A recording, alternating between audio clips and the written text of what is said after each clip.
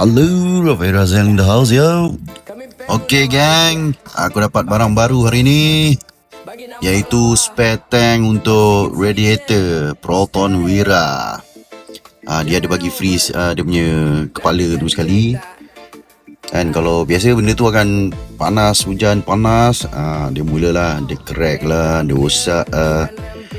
Memang pitam kalau macam ni. Okay, so kita tengok inilah bentuk tank dia yang baru. Ada straw ni, main panjang straw dia.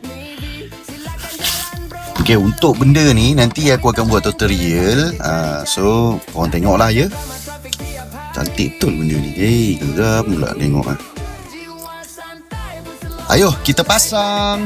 Let's go. Inilah dia spare tank. Okay, sekarang ni radiator tank punya spare ni apa benda dah.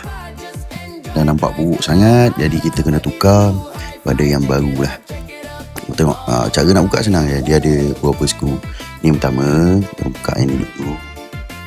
Selesaikan masalah yang rumit-rumit tu dulu. Macam biasalah, kau ambil lah screwdriver yang macam ni kan, buka slow-slow, relax kan. Kalau jangan sampai dia jatuh. Kalau dia jatuh, dia pergi ke mana-mana, bersepah dia tu jadi. Tak pasal-pasal nak mencari kan.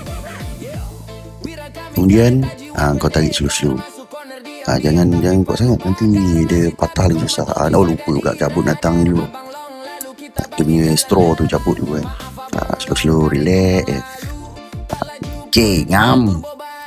Nampak kotor dia. Alamak, dah macam air sungai lah. Teruk. Tak boleh.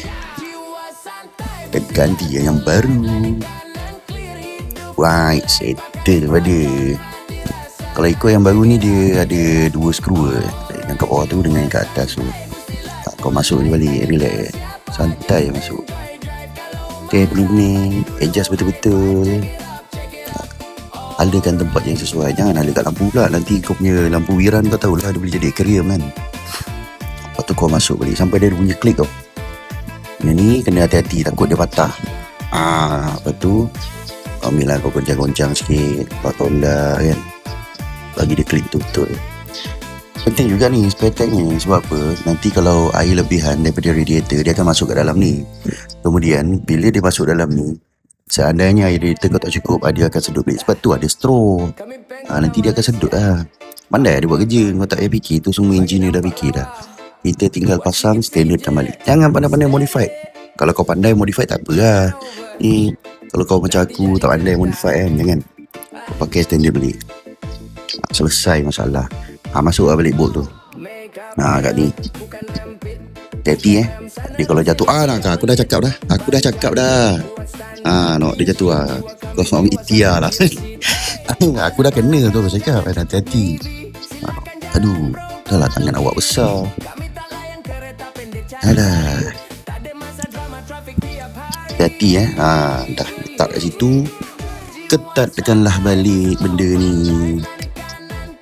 Senang je kerja dia, jangan risau. Okay, kemudian bahagian tepi ni pula. Bahagian tepi ni dia sebenarnya, dia punya rangka kat depan ni, dia dah rosak tau, kalau kau nak tahu. Jadi aku terpaksa gunakan skru yang aku ada untuk ketatkan balik. Alhamdulillah lah berhasil. Kalau tidak tu masak juga mat. Dia ada dua skru tu, belah dalam dengan belah luar. Perlu aku ni. Oi, panas betul Negeri Sembilan. Aduh. Okay, settle. Ciao.